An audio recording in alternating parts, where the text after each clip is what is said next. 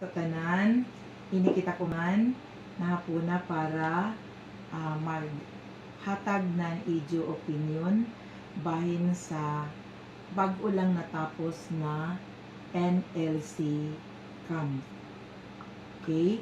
So, niatay duha ka camper diri na pangutanon kung unoy ila ikahatag na opinion.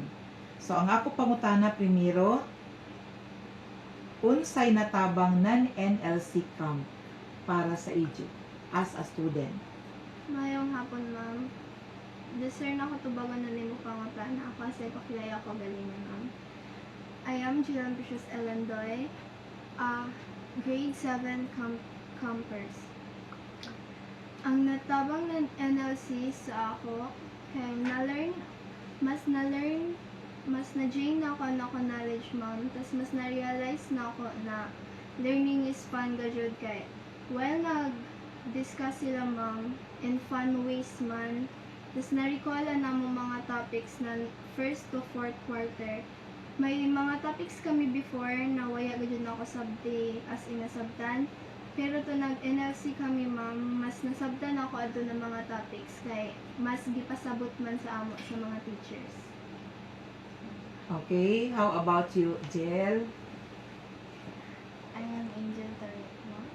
Angel Mariel Tarek. I am a grade 8 captain.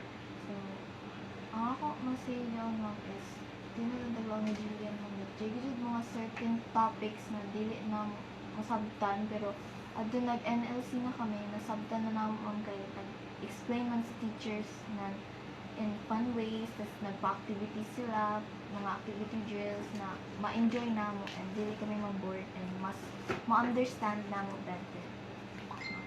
Wow, gana ba dyan NLC? Kay mas nasabdan man niyo ang mga waya na sabti na topic kay sa ijo taglaom in fun way. Sakto ba? Yes, ma'am. Okay, in fun way. So, congratulations na nakasabot ka mo sa mga topics na tagahatag nila ni teachers. Kumanang ako second na pangutana, amo ini. Pabor ba ka mo na daon pa'y musunod na NLC camp o why? Oo, ma'am. Pabor ako na next summer class join na sa NLC kay para dili pa sila magbabad sa gadgets bitaw, ma'am, para malas ang ila radiation. Tapos para dili nila dali makalimtan ng ilang mga topics na kung ano sila nag-grade mag-NLC, something mo grade 8 na bitaw, ma'am, para pagbalik sa next school year, mas ma-remember nila ang mga topics nila ng last school year nila.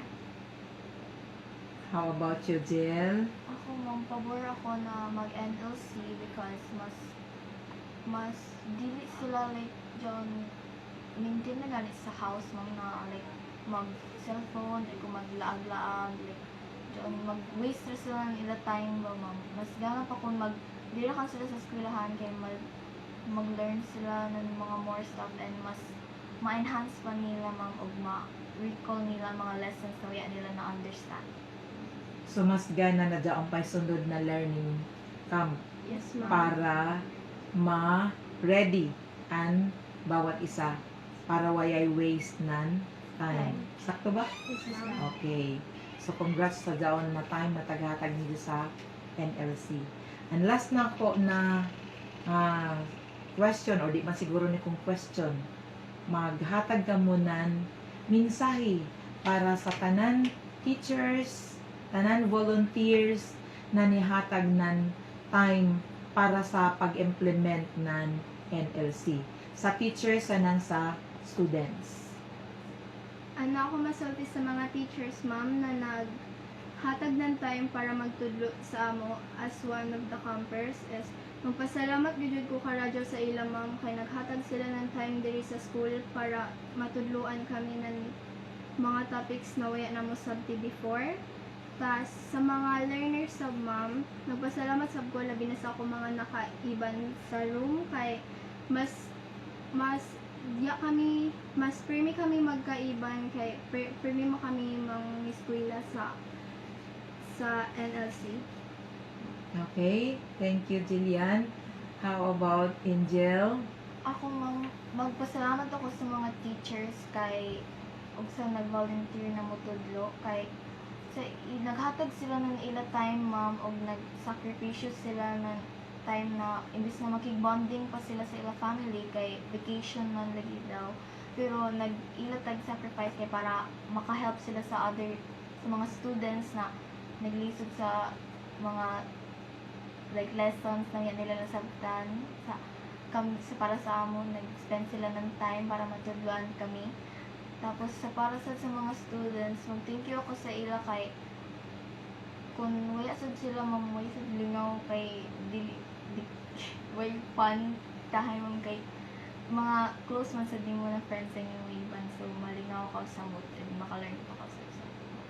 So, kibali, ang summer class na nahitabo karon is with fun. With fun.